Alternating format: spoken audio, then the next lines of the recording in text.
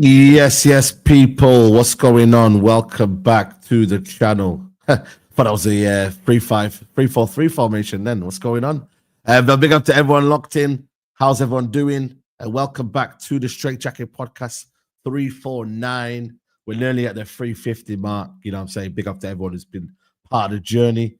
You know what I'm saying, for the past, 6-7 years, maybe even longer, if I'm being honest with you. But big up to you. And welcome, guys. Not a great day outside and not a great day for Man United. It's absolutely pissing it down. I can't even say to you, the wind is ridiculous. I hope you're not biking today, Nuruddin, because boy, it's not mad, is it? It's a bit mad. I can't lie to you. It's a bit techy to be fair. Yeah, big up, man. Herbal tea, bit of herbal tea. The best, mate. Bengal spice, you can't beat it. Bengal it's like chai. Spice. It's like the chai. Sha. Sha. Big up to our queen. Big up to our queen, Mina. Yeah. Mina. Big up, man. The days of me screaming while you're on here are Premier League, over. Mina. That's what we call him, Mina. Premier League presenter now. Big up to you, Mina. Don't call me an industry plant, though. Don't call me. No. Never, Mina. No, you're not an industry. Mina, never. You would never. Mina, you would never. You would never. But yeah, congratulations. Big up. Appreciate it, People recognizing the talent. So yeah, we're proud. We're always proud. Yeah, absolutely, man. Absolutely. But yeah, Mina, big up to you. Hope you've had a good day so far, regardless of Man United. There's more to life than football, You know, I always say this. I go play paddle, I go for a walk, go see my mum. There's so much more to life than football, man. Come on. Mina, speak on it, Mina. Speak on it. Yeah. I ain't gonna lie. Mina's got self-care kit after United. Self-care kit, mate. You know what? Everyone needs that. Everyone needs that. Kit. You know what I mean? Tell them about your self-care kit, man. paddle. Anyways.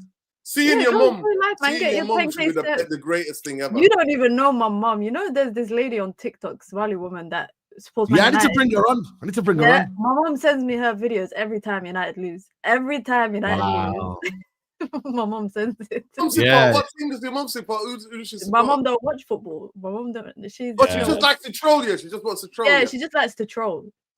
She just likes to troll. What the So hell she is sends this me guy her all the time, and I'm like, Hoya, stop sending this to me. Yeah. Real talk. But yeah, no, I'm gonna try and bring her on, you know, because she's got good ball knowledge and good, you know what I'm saying? She's better than Amran, you know what I mean? So you know what I mean, we'll bring her on. But yeah, another loss, guys, man. I feel like a broken record, man. Every single time we come. How many Straightjacket podcasts have we done like after a loss? It's getting a bit mad right now. I ain't gonna lie to you. Like, big up Musa as well. Salam Musa with a robe. What's going on? Mr. Qualified is here. Happy. Do you know how crazy this is that we lost? I'm happy right now. I'm happy because we got internet. We got an industry plant on the show. What we got We got the industry in the building. So shameless, bro. How's the first thing he says in the group chat this morning is Anana's rating from last night? Anana's rating. To be fair, you know what? That made me laugh. I'm not All gonna of lie to that. you. I'm trying to get on Sky Sports tomorrow. Can I get on Sky Sports tomorrow? Are they gonna let me go? To say, yo, listen, mate. I mean, you're not welcome here, mate. But no, honestly, you don't have to check. Yeah, it's the first one. I want to check with you, London people. Are you all right? You see the madness. No, it's cool down there. It's fake news, mate. When we're seeing them in the back streets, they start stuttering. they start stuttering. I could never come to Brixton, man. I saw someone that saw one of his brethren there. He went there, one black guy, and he saw one of his white friends. They said, "What are you doing here?"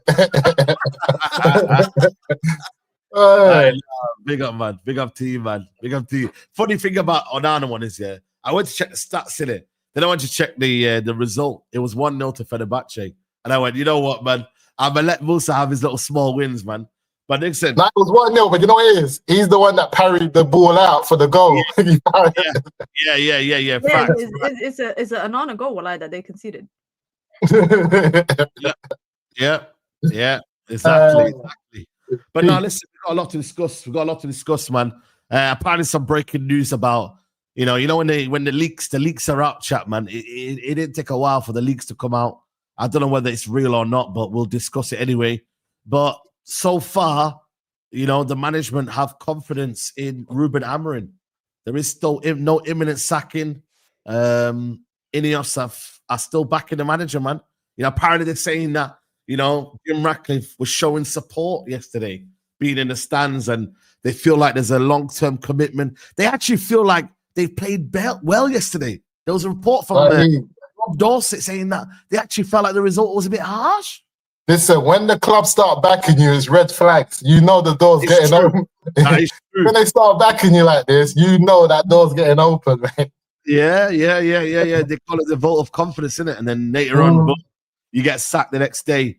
But yeah, Musa, I'll start with you, man. Like, where do we go from here? That should be the question, really. I shouldn't even ask you how you feel about the game, because like it's normal now for us to lose. But it's like, where do we go from here? That should be the question. You see what it is, yeah? As a fan base, I think it was this show last week and the Mandem show, we all done predictions. And I said, we'll be lucky to get a win.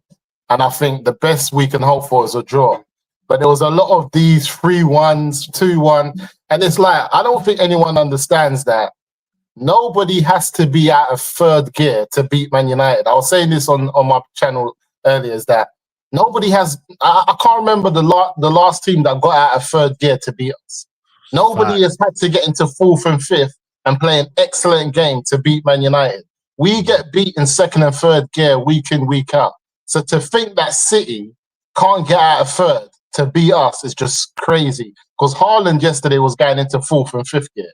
He was on a different level. Like, he seems like it was the whole hungry on it, trying to score every chance that he got. And then I just looked at the game and it's like everything that I thought would happen. But you know what's happened this season for me? From the first game to yesterday, every lineup just makes you it kills you. before we've even blown the whistle. As soon as you see the lineup from the Arsenal game till yesterday, every time you see the lineup, you think, what the heck is this manager doing? And I think it started with the Arsenal game when he started Mount and everybody, what was going on here? And it carried on yesterday with Ugarte and Bruno Fernandes in the middle of the park. And I was thinking, you've got Ballon d'Or winner Rodri back in the team, ready to show that he's the best midfielder in world football, and you just serve him up. These two, are you taking the mick? So for me, it is what it is. I can't see no wins. I got offered a ticket for Chelsea. I'm not interested. If somebody wants to go, let me know. And the reality is this, that I can't see a win coming anytime soon. Because we're going to lose against Chelsea, and then we're going to have to deal with the manager coming out with the same rhetoric about, I don't know. What is he going to say? We played well. That's what he's going to say. We played well. You know what I mean? We played well. You know what I mean? Like, it was all good. You know what I'm saying? The stats are showing that we're playing better. The what was it called? XG is showing positive signs. That's what he's doing now, man. And what the problem is now, though, guys, is that he's actually been stubborn now in terms of he wants to fall on this idea and this thing to work, guys. That's what he's trying. Like, he's basically saying that I will not change. I will not do this. I will not. And you know what he did yesterday as well? He started to call it narratives, guys, which I believe now is almost like a different side to Amorim now, because he's actually saying that, well, you're only saying this now because I lost. But no, like, loss or no loss, this shouldn't be happening. Loss or no loss, you shouldn't be playing, what do you call it? You should be playing Manu in midfield. You shouldn't be a different back line all the time. Like, there's a lot of things, like, maybe he's cracking up, or maybe, which I think he wants to get sacked, guys, because he wants his payout. He wants his payout, chat. And like, he wants his payout. He wants his money because he believes, you know what? Like, sack me or I'm going to carry on doing my job. And you lot of the media need to let me do my job because, like, I'm here, innit? Like, stop questioning me, basically. Which is crazy. I don't. The whole idea about him wanting to get sacked, I think he wants to live by his sword and die by his sword, because he said at the beginning that he's a guy that doesn't change. So if he was to turn around now and to switch it up, everyone's going to be like, oh, you're a hypocrite, because when you first came in, you said this. It's like what happened with Ten Hag. But the problem is that Bruno Fernandes is doing an interview after the game, and everything that he's talking about in which the way that Man United collapsed mentally and the way that they're set up, he's talking about the way that they're playing and the way that they're set up. When he's asked about, I don't know if you saw, but he was asked after the game about, the interviewer said to him, talk us through the first goal, and you lost your man in Phil Foden, and he was like, yeah, well, we came into the game with the idea of using Rodri as a press trigger. If you guys watch that game back, they didn't even press Rodri at that moment when Rodri had the ball. He got Ugarte in front of him. Bruno Fernandes is nowhere near him. So the fact that Bruno Fernandes is pointing out that Rodri was the press trigger, but nobody went to press him, is showing that even the players are maybe starting to think, okay, number one, the way that we're playing ain't getting us results. But even number two, we are playing the way that we're playing by forcing players into positions that they can't play. We got a left back that's playing left-sided centre back in a back five, not a back three, because we're not playing a back three, we're playing a back five. We got a right back that's playing right wing back, but he's inverting when Man United are in attack, and Mbeumo is holding the width. So you've got him inverted as a 10. That's no different to what Ruben Amorim did with Mazraoui, what Ten Hag, did with Mazraoui when he played him as a 10 that day. You've got a 10 who prefers to play on the right, that's playing as a left-sided player, because apparently he played there for Ivory Coast on the international break. You've got an attacking midfielder who's playing as a central midfielder because you want to build up from deeper, and as a result, you have to play Ugarte there because you believe that Ugarte is the guy that can cover all the ground, that will allow your central midfielder to not have to do any defensive work. But then your gap between your defenders and your attack is so big because they're so close to their centre-backs. None of it makes any sense. None of it makes any sense. And now the players are starting to question it. I mean, I think when Amorim came in, I remember Sporting fans saying, listen, he's very stubborn. It worked at Sporting because, no disrespect, but the way that Sporting played, it worked for them in the league. You can't, and people that keep saying, oh, but Glasner does this and Chelsea won the league with it. It's not the same. Glasner plays a 3-4-3. That's the only similarity he has to Ruben Amorim. The style of football is not remotely the same because he has a central midfielder who is their best player on the ball. Your midfielders should be your best players on the ball. Man United's best players on the ball, we're saying are wide centre backs, or the build up has to go through our wing backs. No, the build up should go through your midfielders. The build up should be through your midfielders. Your midfielders should be the best players on the ball. Glasner has his best players on the ball, which is why they play the way that they play. They play a lot more compact. It's not a like for like comparison. And I think if you want to live by the sword and die by the sword, you're not going to go out. I think Ruben Amorim thinks he's going to go out as a martyr. He's not going to go out as a martyr. He's going to go out as someone that's been foolish in his time at Manchester United. If you've got the worst record since World War II, was any of your grandparents born in World War II, guys? No, even you're telling me the worst Man United record is going back to World War II. None of our grandparents. That's mad. And every year we seem to be breaking this record. World War II. What you see? What listen? There's no other platform, no other football content creators have to talk about World War II except for Man United fans. We're finished. We have to go back to World War II, and this is the madness. And like Nina was saying, when people talk about Glasner and say it's not. There's bare teams in the Prem that play 4-3-3, but they totally play it different. Their approach to the 4-3-3 is different. Just the same as a 3-4-3, you can have totally different approaches. So this is why, in one sense, when people say the system ain't the problem, it's not, but it's the approach.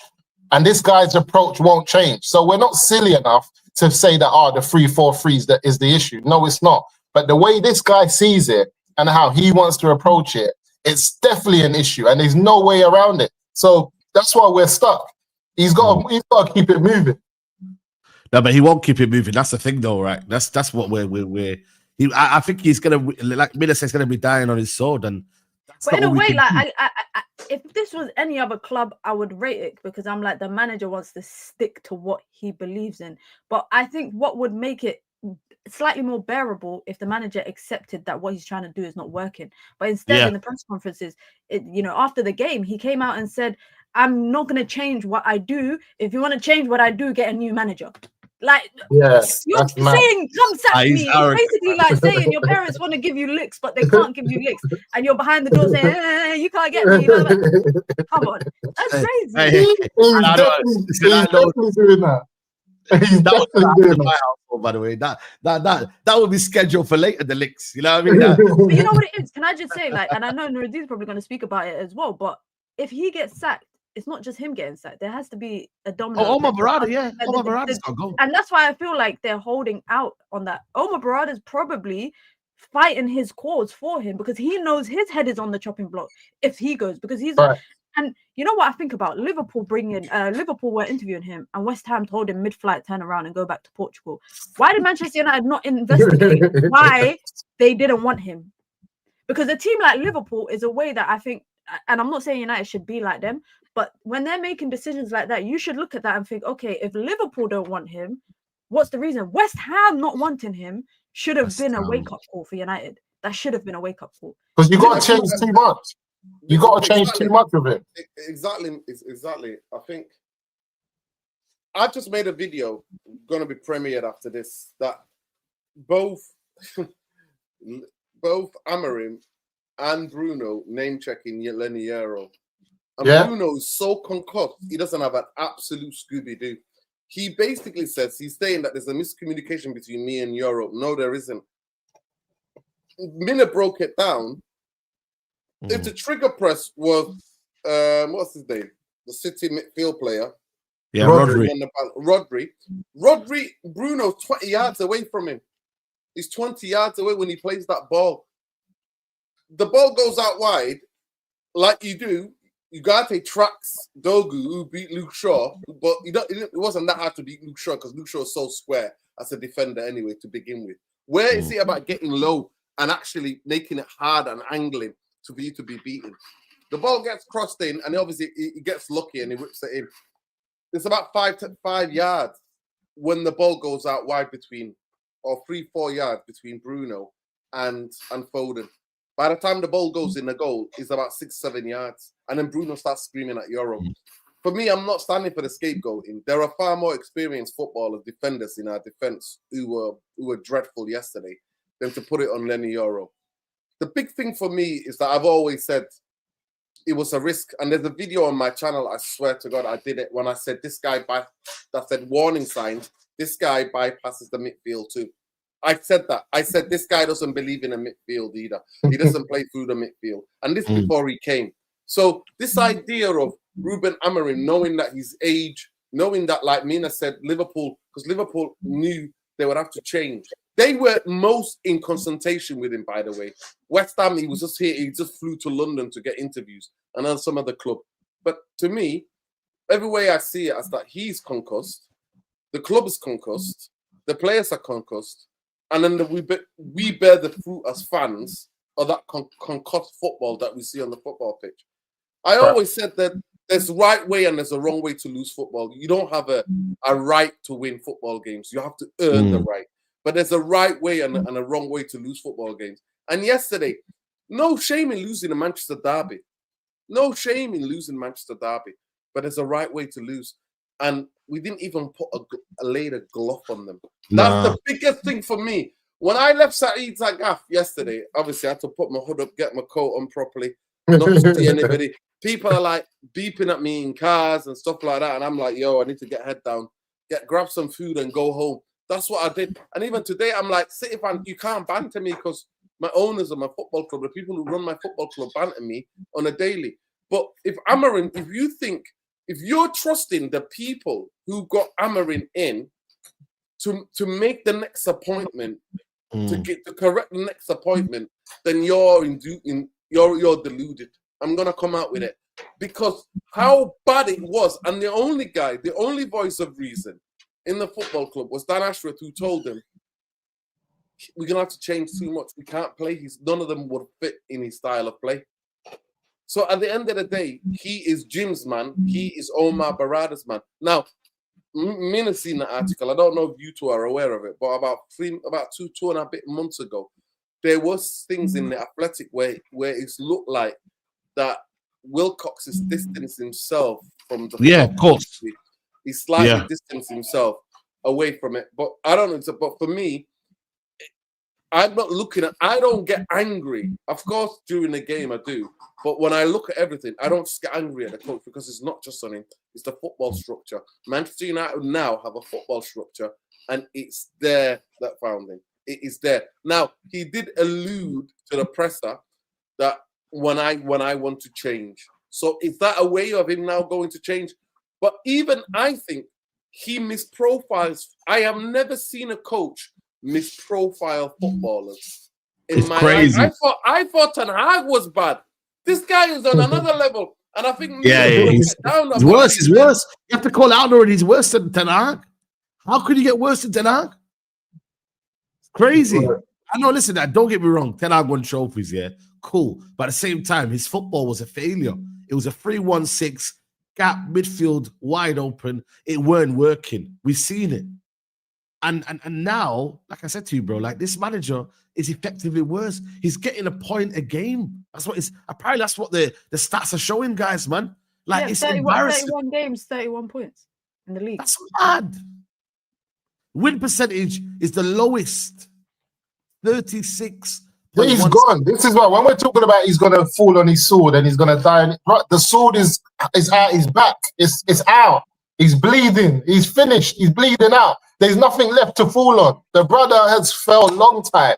You see when he walked past the Europa League in the final when we lost here, and I looked at him, I said, the brother went from a Montclair guy to just can I have some halloumi and flipping falafel on that, please, bro? That's what he looked like. My normal, like, you know what I'm saying, takeaway. That's what, he just lost all feng shui, everything left him.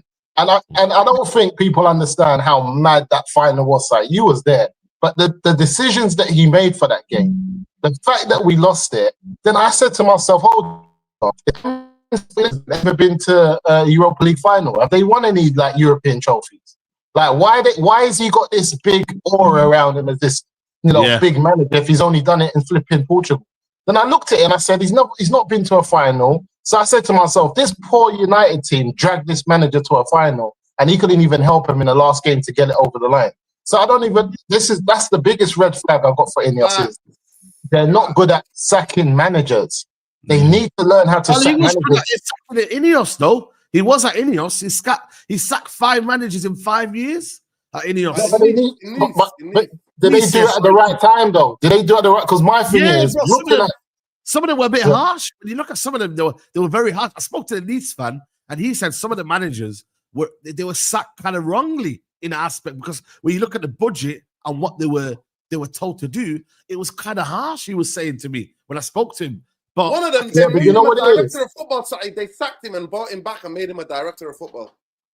Yeah. You know what it is? I think he's gone to the other extreme. You know, when you're known for doing one thing, you try to prove that you're not that, so you go to the other extreme, where really it's meant to be somewhere in the middle. So if he's someone that is known for sacking managers, he thought, you know what, at United, I want to hold out longer. But the reality is this: Erik ten Hag wins the FA Cup final, he needs to leave.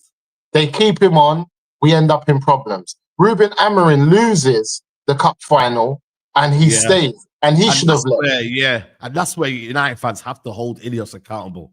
They have to, because the same way you can praise and you can do whatever you want. I've said it and I've mentioned it, Nuruddin. I know we go back and forth, but I have said, you have to call out INEOS. You can't just say, yo, it's going to get done. No, when is it going to get done?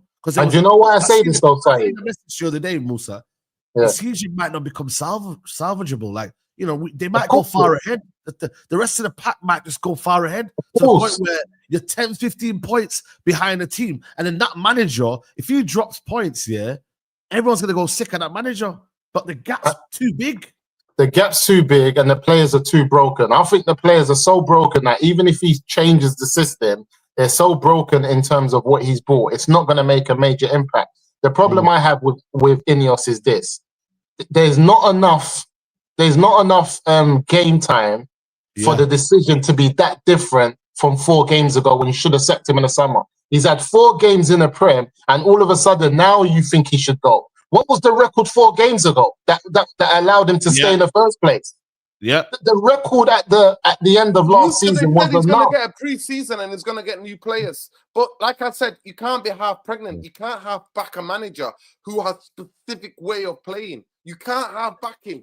You cannot have back somebody like Amorim. And the reason why other clubs stay clear of him is because he's obsessed with his system and he feels that this is how he's going to play. But then the squad that he's got, and that's why I was screaming, saying we need 7 at least players, 6 of them or 5 of them to be on that first starting lineup.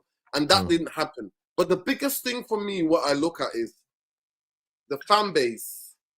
And I see like how disjointed we are as a fan base. And then I'm always thinking, well, you know what? We need a savior, and we think he's going to be our savior. Do I deep down blame Amorim? I don't. He is like a rabbit in the headlights. And I did talk about it in the summer, and I did say to you all, what is the difference? Because everybody's like, next season. Some people were talking next season is like a year and a half away. Yeah, like, you did say that, to be fair. It was 3 months ago, 3-4 months ago, what Musa's talking about.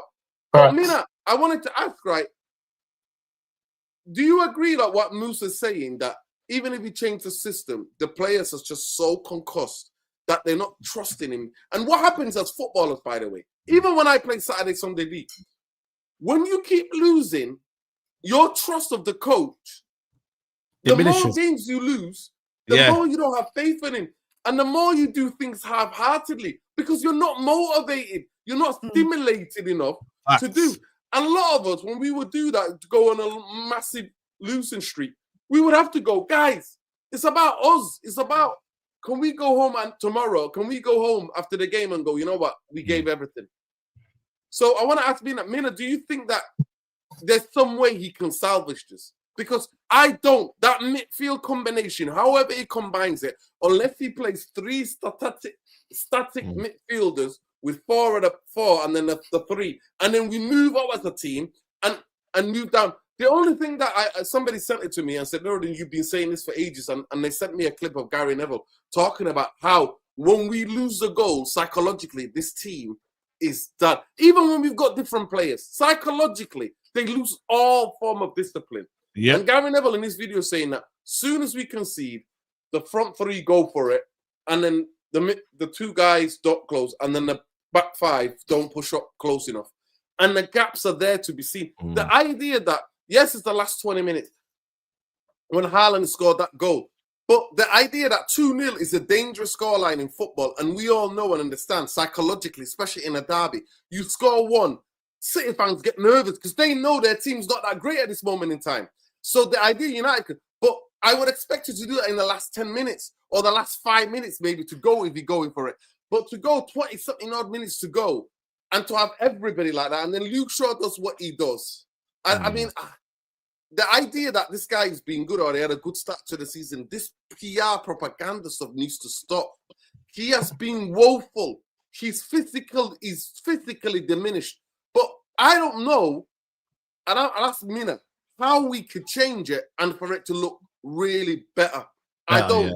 I really think they need fresh eyes, they need fresh ideas, and they need it. But to me, to scapegoat just him is laughable because ain't nothing fixing. Because we'll go on a new coach bounce or new interval bounce, and then we'll be back to square one. Because fundamentally, some of you guys rate the players. I don't. I think we've got players who are really bad. They're really bad to be able to play modern football, especially when you're playing man for man. And when the game gets stretched, we get into a competition game where we have to play man for man, and he's comfortable about that. Yeah, yeah. My only thing is, what I was going to say is this idea of wait till the next international break. Musa basically said it. If we get a new manager in after the international break, that's like what, end of October, November. We're back at where we were 12 months ago, where the season is a write-off. Everyone's saying the season is a write-off. Let's just wait until the summer so the manager has his window and, you know, can get his time with pre-season, etc., etc. And it will make me, again, question INEOS, because what changed in, you know, the 21st of May when we played Europa League final versus, you know, 15th of September? You know, the results are still the same. The way that Man United is still playing is still the same. And the facts are still there. Like, the stats are still there. Man United haven't won 3 Premier League games at all in a month. Like, in 1 month since Amorim has been a manager, we've won 2 games, I think, twice. And then we won 1 game in 4 months. And then we won 0 Premier League competitions, games. You mean? No, in the Prem, bro. Have we won 2 games in a row in the Premier League? Oh, you mean 2 games in a row. I'm saying in the month. Sorry. In the month, we won 2 games. Okay, twice, in 2 different months. Then in 4 different months, we won 1 game each month. And then in 2 other months, we won 0.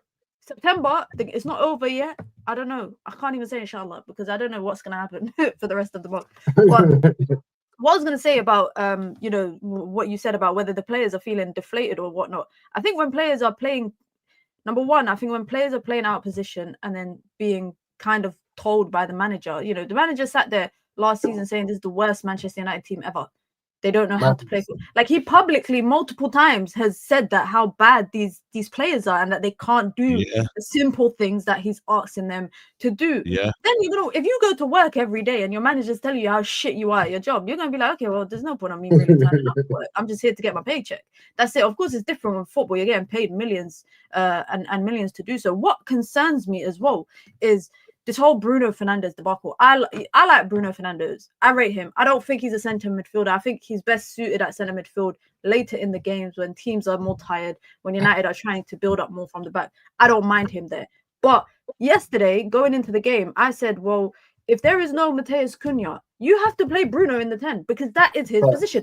When we're playing so many people out of position, at least play one player in their natural position. And before the game, Amorim said before the game that he needs Bruno deeper, and that's why he's playing Ahmad there. And he was asked about Kobbie Mainoo, and I don't know if you lot saw his comments after the press conference on Friday, but he publicly said that that Kobbie Mainoo is not talented enough, that he needs other stuff. He said word for word, some players can rely on talent, Kobbie can't. So he needs to adapt to the skill sets that I need him to do, which is basically another language for the player that Kobbie is. I don't need a player like that. I don't want a player like that. I want a player that is agile, that is fast. When Kobbie came on yesterday, Man United was suddenly progressing the ball through the middle. Ugarte wasn't doing that. And I don't want to single out Ugarte because, like I say all the time, I think there's games for Ugarte, but not the big game. But how can Amorim die on that hill of Ugarte in the derby when he benched him in the final of the Europa League and all the games leading up to the Europa League final? That's what I struggle to understand. It don't make sense, does it? People are saying, oh, it's player FC. When I talk about Kobe, people are telling me, oh, it's player. No, a player like Kobe Mainoo is a player for me like the likes of Wharton. These are the players that you should be developing in your team. And if you can't develop a talent like Kobe Mainoo, then there is a problem with your coaching style. The way that you coach and the way that you're platforming your players, there's an issue. Can you pin that comment there? What's it called? Slems. Yeah, that one. He literally said he's not talented enough to rely on his talent. Kobe Mainoo is talented enough to rely on his talent. I don't believe that Kobe Mainoo needs to suddenly become a Usain Bolt sprinter in the middle of the field with the ball. way. I think Kobe Mainoo has the way that he is, the way that he has his attributes. Can he adapt? Yes, but one thing for me as a football manager, and it's not just Amorim, but it's even like, look at the way England was playing under Southgate. I don't think Southgate was a good manager, but I thought he was a good coach. Why? Because a good coach minimizes the risk and maximizes the opportunities. You platform your players, and you know, if one player is lacking in one attribute, the player that you're pairing them next to has that attribute. That is for me how I kind of see it. And with Ruben Amorim particularly, I'm not surprised that these players are struggling all of a sudden. Because if I was going to work, guys, and I'm a chef, and then my manager is telling me go and fix the dishwasher, I'm not an engineer. I don't know how to fix the dishwasher. You're telling me there's something wrong with the boiler. I don't know. Turn it off and turn it back on. That's how I felt. I don't know how to cook onions. I'll tell you a funny story. I'll tell you a funny story. I was in Asda. I was working Asda. I was stacking shelves. Then what happened was, it was Christmas time. The tills got busy. My manager said to me, come to the tills. I was there for 10 minutes. I didn't know how to get the scan. I said to him, struggling with the scan. You know what? The same thing happened to me. I used to work in M&S, in the clothes department, and they put me on the tills in Christmas. And the first thing I said to the first customer, they came with Casemiro. I don't know how to say in English. And I looked at the customer. I said, "What's this? How do you say in English? I need to look it up." Wow, that's coriander. I said, "Oh my bad, I don't even know how to say my language." They took me off. It's true because you're not. That's not your skill set. So he's basically doing the same thing with these players. He's not. And listen, I'm not gonna lie to you. Maybe I'm starting to see with this whole Ahmad thing now. But we forgot that though, Saeed. When he first came here, he said he wants players to be able to play in multiple positions. Remember that? I know. But my thing is, even this Ahmad thing at right wing back, it's madness. I'm tired of it now. I'm being serious here, man. You know what it is, It's like now that Mbumo's come in, it's just added some weird kind of dynamic. I don't know what it is, guys. I don't know if it's Ahmad now. Like now, in hindsight, now that you're seeing the way United's playing, do you think the right idea was to buy 2 10s? Do you think that was the right idea when you knew that there was other? Not in hindsight. But obviously, in hindsight, I'm saying. The thing is, I would always say no. Yeah, go on, Musa. You go first. The reason I always say no is that because the 2 10s that we bought, I truly believe we had 2 young profiles in a similar. That we had 2 young players in a similar profile with Kobe that can do the Cunha role and Ahmad that can do the Mbumo role. If you would have got me Beleba and Wharton behind Kobe and Ahmad, and he would have tried to play this system, I think he will be in a better situation for getting Wharton and Beleba and having Kobe and Ahmad do the Cunha and Mbumo role. He'll be in a much better situation for it because what Beleba and Wharton would have brought to the middle of that park would have kind of paved over so many cracks with everything else. Because let's get it right, Ahmad and Kobe are no slouch. Like if you ask them to do that role, which we've seen them both do, we've seen Kobe come on games in that 10 role. We've seen the way he can, in tight spaces. They can actually play that 10 role quite well. So I just feel like, can we get better in that? Yes. But what we had was enough. So get one of them. The reason I would have went for Cunha, because he can play the 9 and the 10. And I would have just left out Mbumo. But then put that aside, Sesko did not need to get purchased. And the reason for that is not because he's a bad player. I really like Sesko would have scored about 3 goals right now in the league had he played for any other team. Newcastle, Liverpool, Arsenal, he would have scored. Scored already. Baltimore, the guy from. That's what I'm saying, because if you look at Sesko's runs off the ball, or when and how he and the smart runs that he's making, and he's not getting the ball and not being found, he would have scored long time ago. But the problem is this: earn the right to have a striker. I see City go 2 seasons without a striker. They got Haaland in. It was game, set, and match. We've seen Arsenal go 2-3 seasons without a striker. They earned the right to play a certain type of football. So now when they get flipping my man in Gyökeres, all of a sudden he's able to pick up goals. We haven't earned the right. We don't know how we played. So why are we wasting our time getting number 9s who never get the ball? Earn the right to play the game. Once you've listen, if you could score goals without an out-and-out number 9, guess what happens what happens when you get one? He's going to score lots of goals. But if you can't score goals, then you're wasting your time because he's never going to get any goals in. And that's the problem that I have. Preach. It's like, first of all, build your foundations. Basically. United haven't built their foundations. That's what you're trying to say. Exactly. And I was saying that, and people were debating me and arguing with me and saying, "Nah, you don't know what you're talking." I kept saying, you have to be able to be a team that sustains the ball up the pitch. Thanks. You have to be that type of team that creates multiple chances for your attacking players. And the idea that he's going to go missing, his touches have been great. Yeah. His touches have been great. He's showing nice touches. Yeah, I think he's been all right. But yesterday, when you especially throw the ball up to him or hoof the ball up to him, you've got to get around him. You can't just be flicking it onto nobody else because we lose possession straight away. So if you're going to play a target of a target man, one of the biggest things in football, you have to get people around him to pick up the second balls or for the layoffs. But we don't. As the game got stretched yesterday, we're just kicking it to him and then do something. And then by that time, he's surrounded by, you know how City press intensely together with the midfielders and the centre-back. And then he's losing the ball. So at the end of the day, I just see everything that I see. What I see is that Manchester United are a confused football team with zero structure. And I agree. Is worrying is that in 10 months, Amorim's been here, we have zero structure. And I'm saying, what the F is Jason Wilcox doing? Because director of football, you know what the most directors of football do?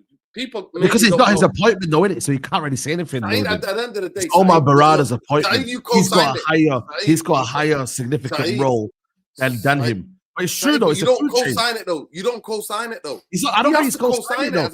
Hold on a minute. The reason why he's not co-signing it is that look at the youth team and the under 18s and whatever. He's saying that we're not going to play this style. So he's clearly not co-signing it, bro. I hear it. He should be really coming in and voicing his opinion. But if you actually deep it, like, it's Omar Barada's CEO, the chief executive of football. His decision was the reason Dan Ashworth got sacked. His decision is the reason why a lot of things are happening, bro.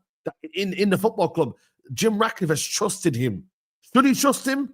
You know what I mean? I don't know. You get me? I think it's a double agent for me personally. You know what I mean, from Man City, you know what I mean? You might be a double agent, but at the same time, you need to make this decision of, like, you've made a mistake. Just own up to it and say, you know what? We're gonna make it. We're gonna make amends. That's it. That's it. And then now there's clarity now, and then you move forward. I hear the point of, do you trust INEOS to make the next right appointment? But then also, you don't keep a manager based upon that. But you don't do that. Simple as that. Let me just get these super chats in. Drink every time Nuruddin blames INEOS. I'm already drunk. Says hyenas. That's a crazy name. Jamal, you reckon we need another rebuild? Let's trust. Says Wilcox. I don't know if he's trolling there. Luke Shaw puts Bin Laden's to shame. Says Pano, I don't see Amorim making May. His system is exposing everyone, leaving little ball rotation or triangles. His lowest win percentage of any manager United managed since World War II includes the ones that relegated us. Well, like, Phyllis is talking about May. We couldn't even say if he's making it to the end of September. About May, that's next year. Yeah. May, you know. Yeah. Moha says, why? Who do we bring in after Amorim? I can't imagine any manager who'd be willing to take up this mantle. And big up Sophia, member of Temple, says, I'm starting to think whether or not Amorim is trying to get himself sacked, but nothing is working. Big up Sophia. I hope you're well, Sophia. Listen, you can say, who's willing, but at the same time, it's still a dream for a manager to be managing Man United. Are you sure, Saeed? Are you sure? No, yes, you like I'm to sure. Tell yourself that No, I don't. Northern, yeah. I think I agree don't with Sid, believe and that I think anymore. that's what's effed Amorim up. I They think don't that's like what the money, mate. I think that's what effed Amorim up is the fact that it's Man United. Like he jumped ship mid-season in a team Yeah. where he was winning and he would probably be on path to win the league with them. But he probably thought, and you know, it was reported that it was basically now or never. So he's probably thinking, I'm never going to get the chance to manage a club this big. But you know what it reminds me of? It reminds me a little bit of Højlund.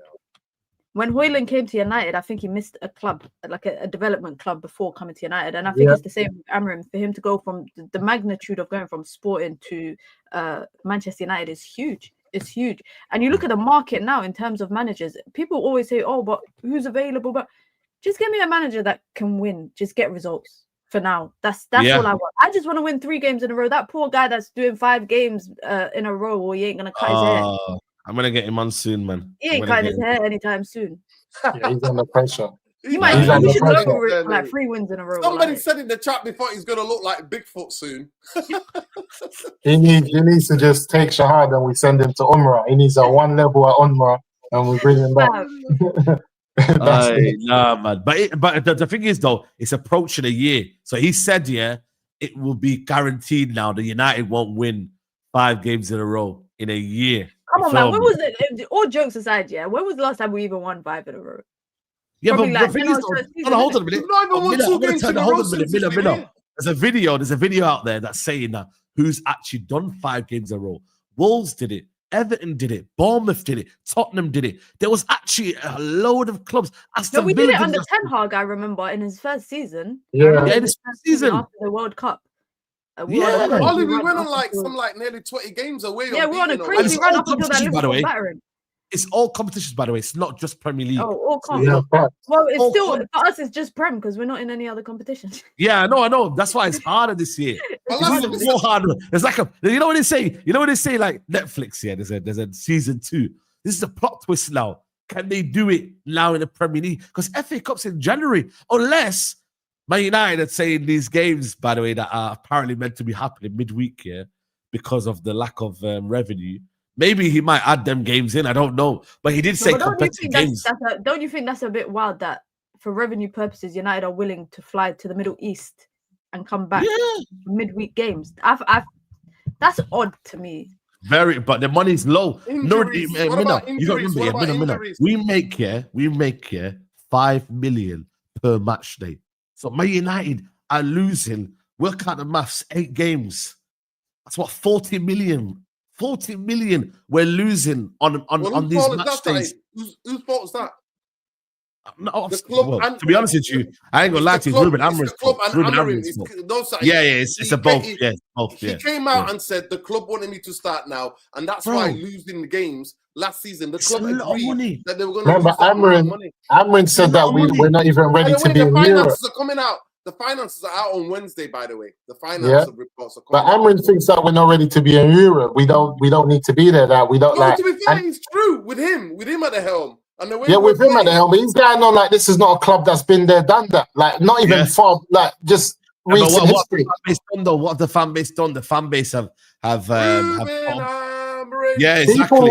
People want us to believe that this system that Amorim's playing is no different from the nonsense that we've had previously. That the club is not in any worse situation than it was under Oli, under flipping Ten Hag and Van Gaal and Mourinho. Have they lost their mind? These are all managers that you mentioned in Van Gaal and flipping and all of these managers. They won trophies. Oli finished 2nd and 3rd. I had to go back and say, what the heck? How did we finish 2nd and 3rd under Oli? How the heck did that happen? It's like, this is just it's madness. There's too many managers that can come in right now and do a job. And another thing I'm going to say this as well, and I think you mentioned it already when you said that you think some of these players are bad. But I'm disagreeing with that because I was speaking to someone the other day. I said that yes, there's 1 or 2 people in the squad from like previous managers that shouldn't be here. Harry Maguire, Luke Shaw, Mason Mount, whatever. But the reality is these players are no different from Mbeumo and Cunha. Most of the players came in last year. Mazraoui, Delit, Euro, Heaven. Then we're going to talk about Kobe Mainu and Ahmad. Everyone thinks that they're good enough. Then we're looking at flipping Mbeumo, Zertsky, Sesko, Cunha. These are all new players. How can we start looking at players who came in just last summer and start talking about they're not good enough or they don't want to do this, they don't want to do that? They're brand new. It's the equivalent of this summer coming up. We start saying Cunha's not good enough and Bumo's not good enough. That's the equivalent. How? The players we used to talk about not good enough are no longer here. But Musa, the club is rotten, and the rot's still there because the people who've been through batterings and beatings, we have to correct a little bit of what you said. With the landscape league was totally different when all finishes. Let's be real. Landscape now is totally different. With Jose was different. With Van Gaal is different. And to be fair, United did have goals on all those managers. Yeah, bro. Why is it the same? We're not scoring goals anymore, and that started and began and be. Nuruddin, come in and out, Nuruddin. Your internet's going, come in and out. I know people are saying that we're not scoring goals and stuff like that, but the reality is this: and still finish third, top 4.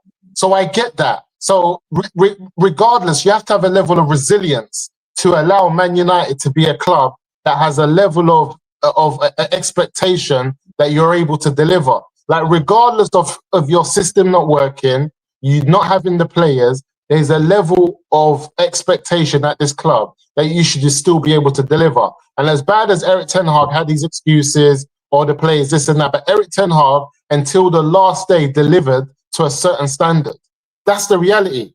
And the season that we finished 8th with Eric Ten Hag, did he see out that season? Yes, he did. We finished. That was so he had 2 seasons. I mean, that's the FA Cup season, right?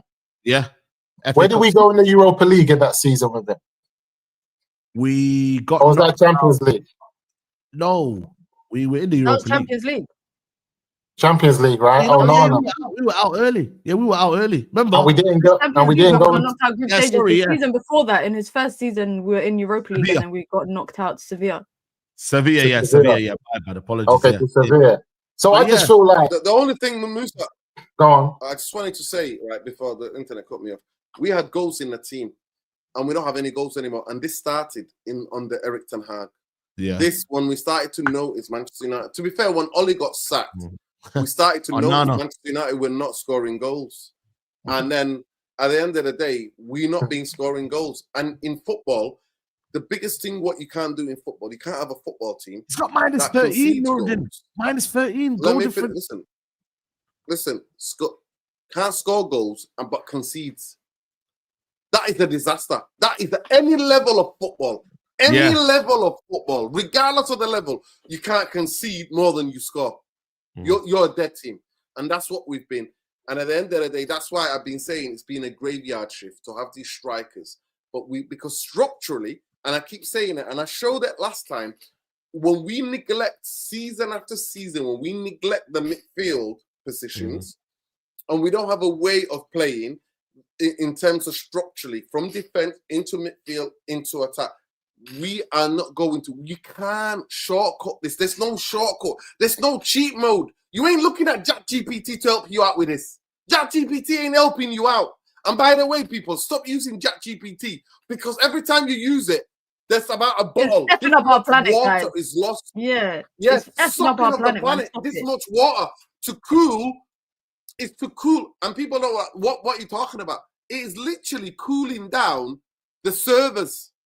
The servers that is used. And it's on all these countries.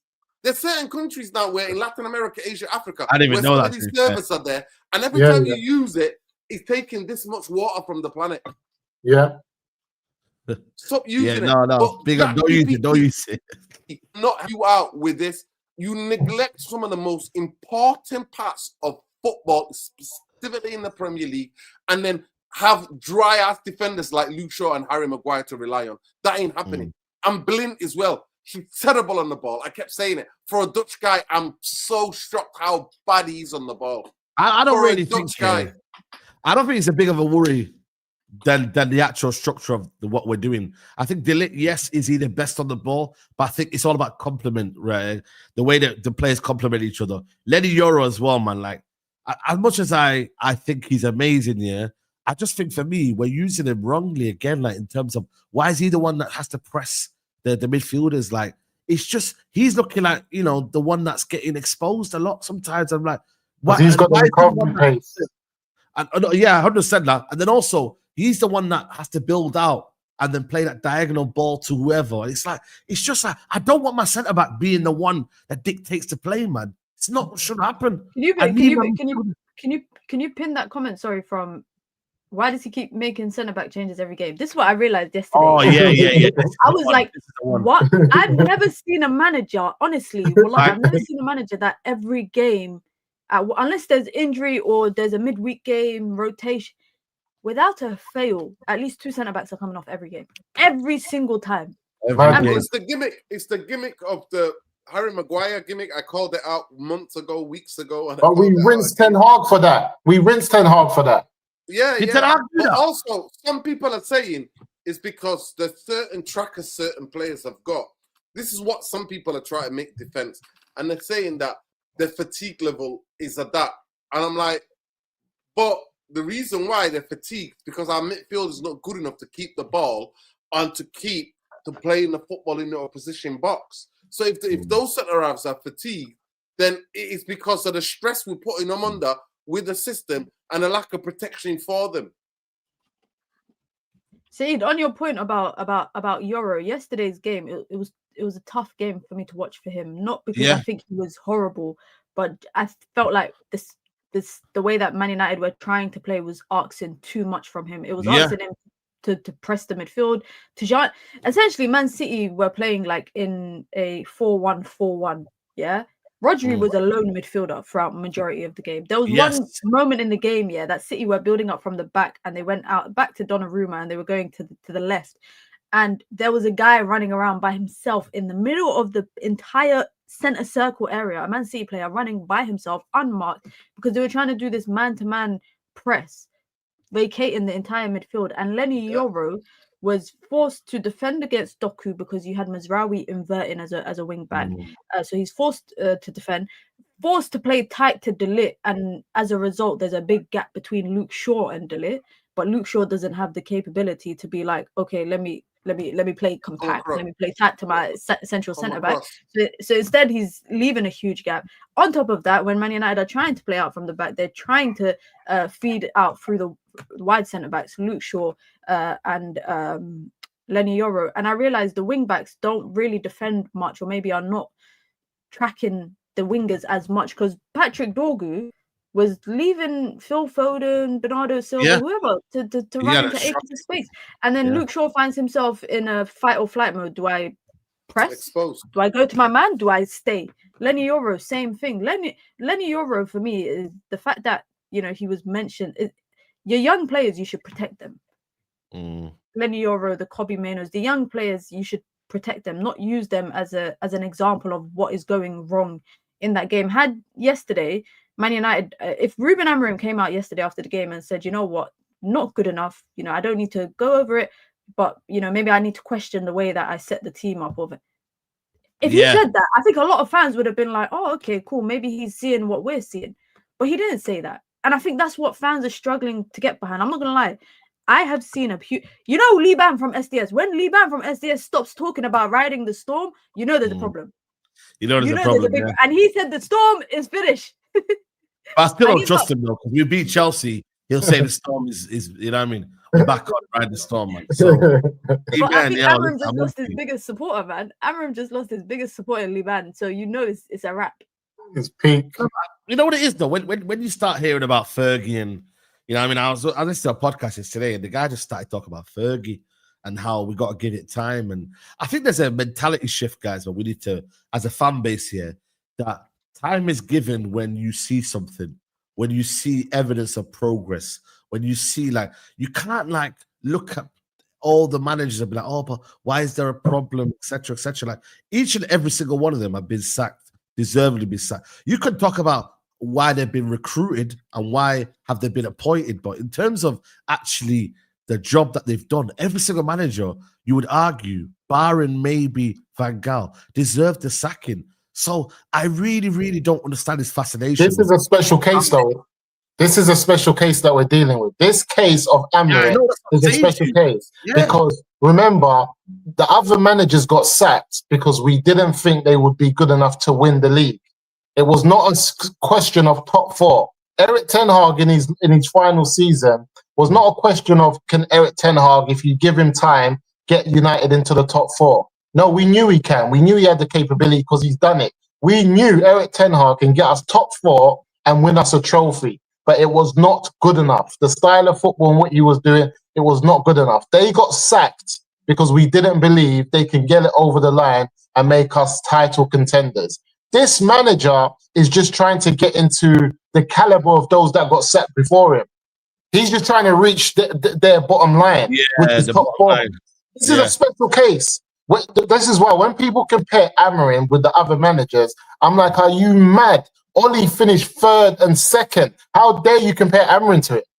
You're taking a mick. Even Alex Ferguson, I don't know why this idea of, when Sir Alex Ferguson took over United, he struggled. But Sir Alex Ferguson came in with European pedigree. He didn't come in being a manager that won in the top 6, top 7 European flight of football. Like that's not why he came in.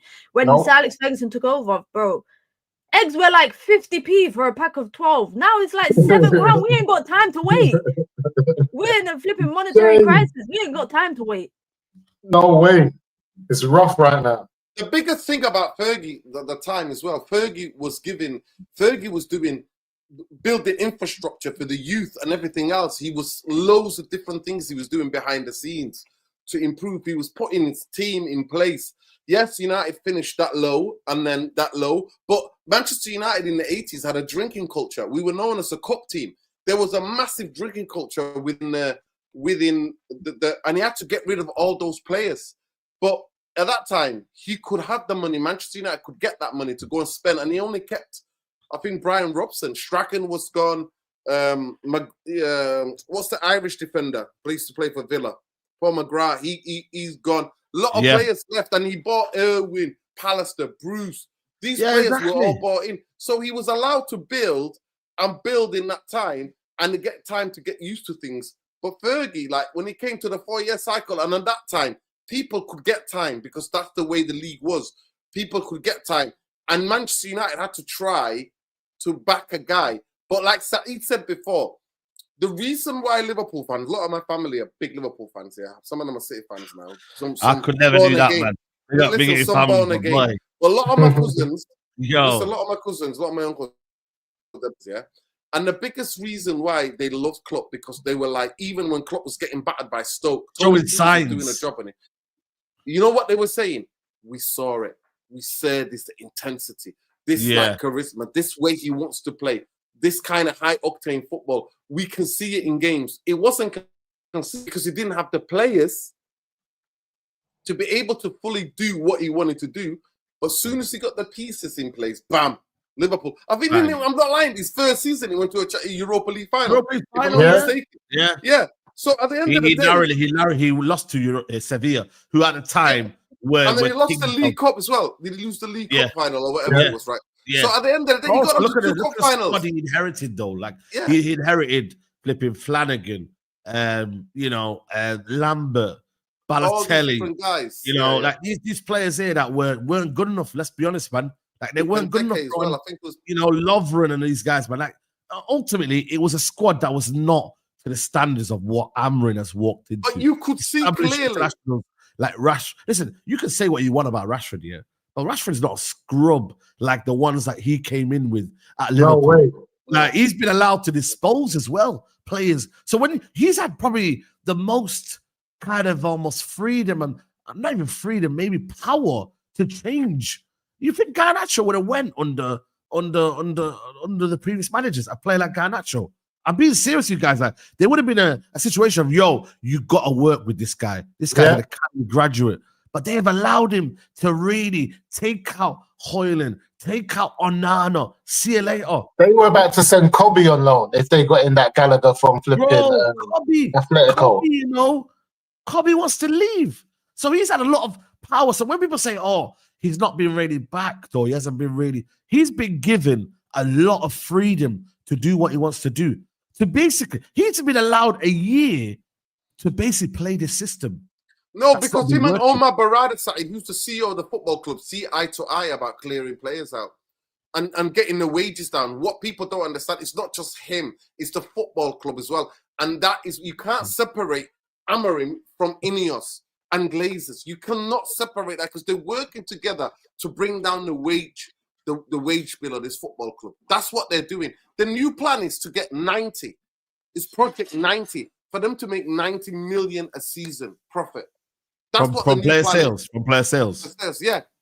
Okay. Yeah. That's what it is. But Wednesday, we'll know more Wednesday where Manchester United are financially. But the idea that most of you guys can make jokes, can do whatever, do memes or whatever, and take the piss out of me, no problem. But you can't separate the football from the board to what's going on in the football pitch. I know Musa is famously saying all roads lead to the dugout. No, they lead to the board. Because if the board is inept and can't act, all roads can lead to the dugout, but the same way that road can also lead to the board. Yeah, There are many roads, and they lead to all sorts of places. At the end of the day, the quote, I'll never forget the quote from the INEOS, from the Nice fan. I don't know if any of you remember what the Nice fan said. Nice fan said here, this is what he said about INEOS, and Jim Glaze said, he's been terrible, promising, lying to us multiple times about his decision, his dedication to the club, putting the top management, his protege, Dave Brailsford, who doesn't know much about football, and did the worst recruitment that summer. I think INEOS don't understand football. I feel for United fans when they find out. At the end of the day, it's not just them. I agree with that. It's not just. But where are the owners of the club? Also Glazers. It's also where are they? Where are the Glazers that own 70%? Joe Glazer, listen. Joe Glazer's happy. Are you taking the piss, Musa?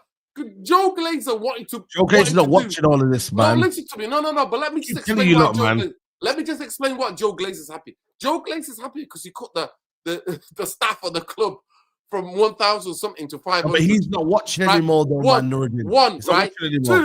Two, Joe Glazer's thinking about his tent and all the money and the land around Old Trafford and what they're going to be able to build and how much rent they're going to charge. Most people don't understand, that the Glazers actually made their money from having malls. Do you really think they care? Do you think they care? Be honest, man. This is why, for me, I'd rather direct my energy. This is why. That's what I'm saying to you. This is why you have to direct your energy towards INEOS, because they've left the football structure to them. You can talk about Joe Glazer and all that. I hear it. They need to go. But they've left the job to this. They've given the keys. They said, yo, look after the house and make sure everything's in order. You've been there before. You babysitted your little brother or whatever. You're in charge. So that's mad though, Saeed, because but they only own 20%, 25% of the club. How are you going to give them the keys? I hear that. But that's to them, But they've also, that 27%, still means, I'm still giving you power. So we're looking at it from what it says on the stats or the sheet or wherever it's been written, it says 20%. But actually, when you look at it, they've been given power, bro. They've been given power. But what they've said, though, hold on a minute, let me land. But what they've said, though, when there's a backlash, you lot have to be the spokespeople. You lot have to come out with the statements. You lot have to figure it out.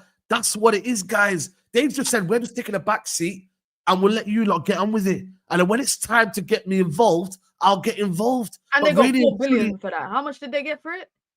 But Saeed, the reason why that is, they got that much money for that.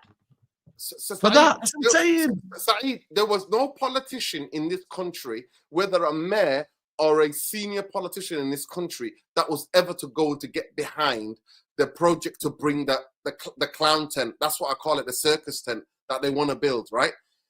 They needed INEOS. They needed a guy who's already good at lobbying, a politician.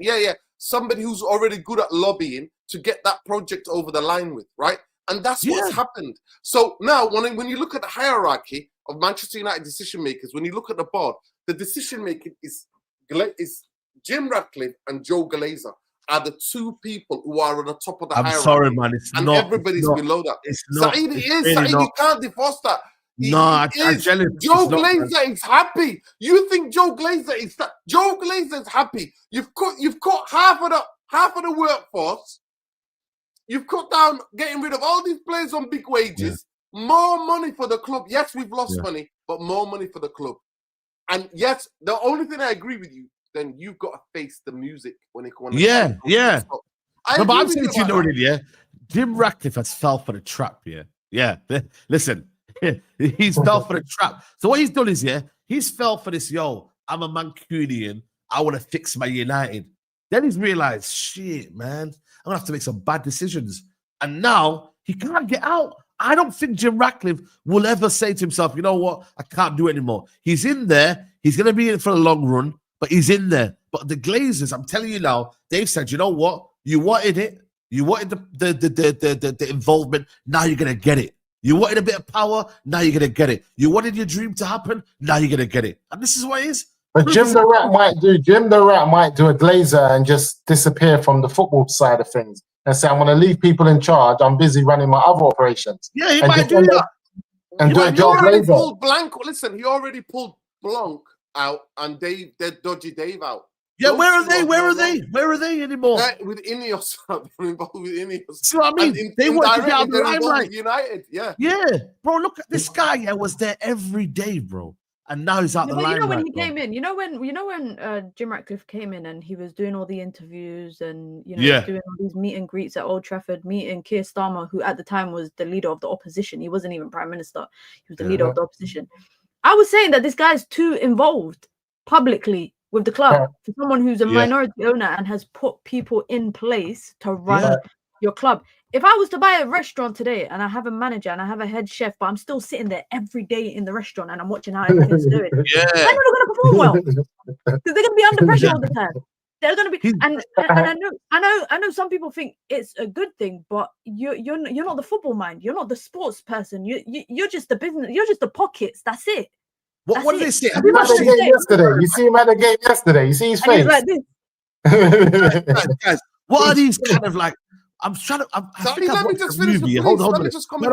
No. I'm not. What's I forget, guys? What have you watched these kind of series or movies here? Where I think I watched it. Was it where basically it's like an acting president, bro, or acting person who's basically the guy in charge? And the person that everyone believes is in charge isn't really in charge. I think I watched something. It was I like De Niro. There was a series on Netflix. Like that. Robert De Niro was the leading character. Yeah. Do you remember that? The Netflix one. And he was basically, I think it was called something Ground Zero. And he was the one that was in charge. And I think the woman, I think I know what you're talking about. You see what I mean, bro? So really and truly, it's almost like he's the owner, guys. Joe Glazer and them, man, they seem to be the majority owners, but really and truly, Jim Ratcliffe is the owner. He's the owner in the essence in the fact that he's the one making the football decision. So he's the one taking the firing. He's in the firing line. The Glazers are not in the firing line. The Glazers are going to laugh to the bank each quarter. They're going to get their dividends. They got their 4 billion or however much they got for 27 or point something percent of the club. And when they want to sell, they're going to sell and they're going to get even more than that. What I find funny, and I've been saying it like since last year, why are we so obsessed with building a new stadium? I don't get it. Obsession with building a new stadium, believing that it's going to make us better. No, but I do think it's important, though. I do think. No, I agree with the regeneration. I agree with the regeneration. I agree with job creation. But what I'm saying is, shouldn't you demand performances on the pitch? Oh yeah. I agree. Turn Old Trafford into a tourist attraction. A minute, it's about the money because it's about the concept is the money of the North. I just want to go back to one thing. Dua Lipa's going to be performing at Old Trafford. Yeah, 100%. Yeah. Beyonce, Taylor Swift, whatever, all of them are going to be there. I just say this, Mina, he is that involved. I've got it. Somebody who used to work there, they no longer work there, heard him question the physios and go, the quote is there, you think I'm lying. All I do is stretch. How come we need all these physios before I run a marathon? He said that, Mina. He come out with that. This is who we have at the football club. He says, all I do is just stretch before I run a marathon. All And due oh, respect, that's yeah, like he's only stretching. He's only stretching when he's running a marathon because that's like one of them He's not uncles, you really- know, like because he's Come on, mad. That's bro. like, you know, when you got them uncles and say you're back in the day, you got the CD player and you want to get it fixed, and the uncle says, "All I do is blow in there, just blow in there, and it'll be all right." And my man just blows into the CD player and says, "Yeah, it's good to go." My man's lost the plot. You see, when I look at United and I see the whole setup here, we just got to accept it. We're finished. You know what I think the biggest trick or the biggest piece that we're missing?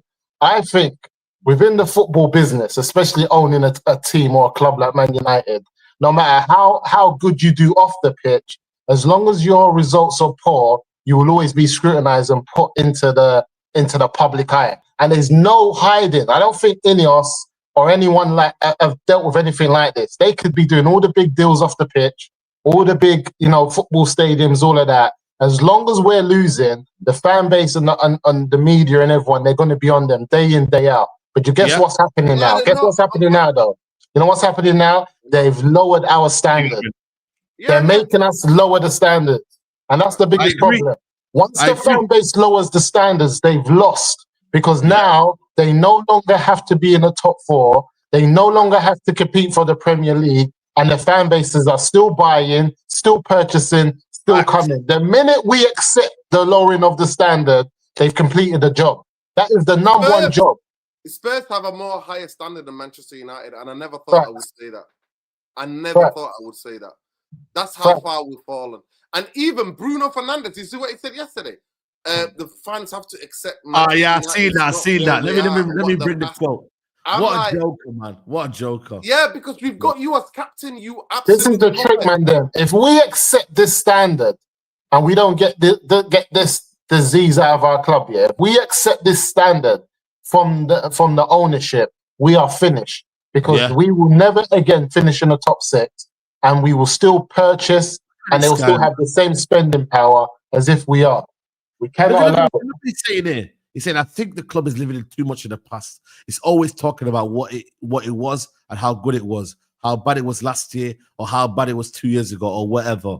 We need to look at the present, and we need to look at what we can do now. We can change, we can make a difference, because looking back is not going to change anything, bro. But it's not like I hear the overall point, mate, but you're not the one to tell me, mate. Saeed, he's saying, don't talk, man. Don't talk. Actions on the pitch, mate. Saeed, I understand that, but that is basically saying what Jose said: football heritage. He's basically saying, "I don't." So that's his moment of basic football heritage, then. But you know what? That's Bruno's moment of heritage. Yes. But what this manager's flopped here, football heritage. The only player that I've seen that could have turned around Amrin's woes is Casemiro. Casemiro is the only player that was frozen out by Amrin, came in, said he couldn't play the system, couldn't play whatever, then brought him back and saved him. Casemiro is the only player in that dressing room that can set a standard. It was him and Varane, and we lost Varane. But I tell you for free, Casemiro is the only player that can change this around. If you put Casemiro at the base of your midfield in a midfield three with Kobe and Bruno, Casemiro will get us over the line, man. Then he'll get us into the top four. He's the only one. It's a bit weird, though. He just dropped him yesterday for no reason. Because he doesn't understand. You know what it is? You see Casemiro and the level of football and at the level that he's played the game at, he doesn't need a manager to tell him what to do when he gets on the field. He doesn't need no one to rile him up. Casemiro's the only player that we've got on that field that has the ability, or in that team, to get up for big games and small games. It's Casemiro. You saw the fighting spirit. Remember when he signed him and Leacher and that, they changed the whole atmosphere of the club. You know what I'm saying? And everyone was mocking it that they're celebrating every win and every tackle. That's because that's the level of professionalism they brought to the game. And I'll tell you for free, if you bring Leacher back and you allow Lenny Euro to be the new Varane and to do what Varane done for Leacher, you'll see a total different back four. And because Dorgu's an excellent left back, he's not a good wing back. If you look at left back, Dorgu can play it well. It's two different things. He wins his duels. He's up and down. and he's good at what he does, especially when you see him playing internationally for Denmark. He's a brilliant left back. The problem is you're asking too much of him going forward as a wing back. That's not really his game. He might get you a few goals here and there. Did he hit the bar the other game when he took on a shot? So he will try it. But the reality is this: Casemiro is we have to play a three in the middle of the park, and this is why I can guarantee you guys. If Manchester United bring in Xavi, I guarantee you football. I can guarantee it, guys. We might not win the league. We might not, compete, but I can guarantee you a level of football, and football always finds its way to the top. I guarantee you guys, all this myth that no manager can do it, it can't, guys, I guarantee you, Ruben Amorim has chosen to ignore the midfield. Everything we're seeing on the field is a consequence of a manager that's chosen to ignore the midfield. The opposite is also true. The football club has ignored. The football club has ignored. Yeah, as a club as a whole. Yeah, as a whole. But the way he plays the game. The last 20 years, Musa, Stephen Fergie was there. We've ignored. Fergie kept saying no value in the market. I'm coming back from Arsenal and 8-2, and I'm talking about I'm not going to lie to you. Matic, Herrera, and Pogba was a midfield. That was it. And then, but then Herrera got injured. Yeah, but that Matic, and this is what I'm saying. So Lafano Diarra, and Snyder, I'm talking about. I remember that Lafano Diarra. That was serious. Yeah. Like I said, man, we just have to just. I don't know what it is, man. I'll be real with you, man. Like we are playing games now, man. We just have to just wait and see. Like it's one game. Now you got to think about this result for a whole week, man.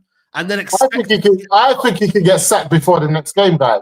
Don't be surprised if Amorim gets sacked. From what I saw from Ratcliffe, you see Ratcliffe. I'm just going to see Ratcliffe here. When he was talking about investing in Chelsea and Man United, he's always rated Man City and how they play the game. He's always rated it. He's always looked at them as the ideal club in terms of how they play the game and how they do business.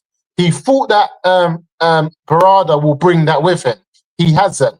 But I mark my words, Ratcliffe doesn't know nothing about football. All he knows is we shouldn't be losing 3-0. We should be playing better football. How, he doesn't know. Like you said, Noradine, he thinks you can do a couple stretches before a big run. You don't need anything. So if he thinks that life is that simple, he must be thinking to Amorim, why haven't you got that one to kick it in the top corner? Why isn't, you know what I'm saying? Yeah. He's looking at the game simple. And there's no way he went to flipping Man City yesterday, saw that game and saw us lose 3-0, saw Kobe come on and saw the spark in Kobe, and he's not asking questions. He dismissed it and said, yo, it's a narrative that you lot are building because really and truly, like, we didn't have any problems yesterday. No, but Jim the Rat is asking questions to Barada. It's Barada is convincing him not to sack. I can bet you any money Jim wants to sack Amorim and Barada's convincing him otherwise. But he's the only person. Crazy. That's crazy if that's the case then, because that's the only person that is going to fight Amorim's corner. You've got to think about it. We got a manager that tried to quit last year, tried to quit after the Grimsby game, and he's sitting there talking about, if you don't like the way I play, which is crap and everyone knows it's crap, sack me. He's never made it easier. Mark my words, Man United are ringing up managers now, and I would not be surprised if Amorim's not sacked before the Chelsea game or he's sacked right after it, because we're not beating Chelsea. Amorim's not going to survive. Boy. Because the first two games for a new manager to come in is the Sunderland and the Brentford game. Yeah. We'll wait and see, man. We'll wait and see. But listen, people, big up to everyone locked in. We're not even on 1,000 likes. We've got 2K people in here, man. That's crazy, guys, man. That's mad. Not even 2K, not even 1K likes, guys. We don't ask for a lot here, man. Just like the video. That's all we ask for, guys. Let's get to 1,000 likes. Bottom right-hand corner is where you can find the like button. And we just have to wait and see, man. Just wait and see FC, man. You know what I mean, man? Iriola's got 10 million. Iriola, by the way, got 10 million release clause. Xavi's available. There's managers out there, man. So there's managers, man. Yeah. I don't trust any managers outside the Premier League. I'm sorry. That's another debate for another day. Yeah. Okay. I'm guaranteeing. Remember this one, guys. I'm guaranteeing you football if we sign Xavi. I'm guaranteeing. I'm guaranteeing you football. Okay. Guaranteeing. Van Persie doing a good job. Get Jose now. He's an expert with big strikers. We must. Jose's around, guys. Says it's clear Amorim is attached to Barada and the Dream Rebuild project that is going to be very interesting to see how this plays out. He thought he was an ex-Jose, but his chin is glass. Craig said, look at Spurs with Thomas Frank. Engine, get them playing ball for a season or two and add a gunman and they'll be in the mix for top 4. And big up the panel and big up Minna, says MYS, man. Listen, people, we're going to wrap it up here, man. We're going to redirect to Nuruddin's stream and that. Big up to you, Musa, man. Musa, have you got a video out today? Let me know, man. Yeah, I've got a video coming out today. It should be out, sometime in the next couple hours. And also, I'm going to start live streaming, but I'm waiting till we get to 3K. So we're a road to 3K. Once we hit 3K, then I'm going to start live streaming. And then, we can get some conversations going, because I can see people in the chats telling me to start live streaming. But let's get to 3K first. And make sure you hit the likes, man. Then. If you can't hit the likes, what are we doing at? Come on, man. Likes, people, man. Hit the subscribe. Musa reacts, chat. Musa reacts. Musa react, guys. Let's get to 3K and we're going to start going live. Come on, people, man. Let's get the channel up. Obviously, Nuruddin as well. Big up to you, bro. We got a video now premiering. Big up to you. We're gonna raid you there, man. Anything you got coming up tomorrow? No, that's it. Tomorrow I'm gonna do another video, just breaking a bit of the game. Yeah, man. Just do your videos, man. Because what's there to even talk about, man? Because boy, it's one of you have to wait until Wednesday, man. Them talk, see what Marcel's got to say. Because I'm Tyrone as well, man. Tyrone's another one. I don't want to hear nothing from Tyrone, you know. Tyrone, bro. I'm telling you, like man. I said, now Tyrone's good at breaking down other teams and how bad their managers are performing. But when it comes to Amorim, he goes deaf, dumb, and blind. What's that? Nah, Tyrone. Yeah, that's it, bro. It's so much about a fence. He's built a fence for himself, mate. Yeah. There you go. But listen, people, like the video, subscribe to the channel, man. I will see you lot soon. Peace.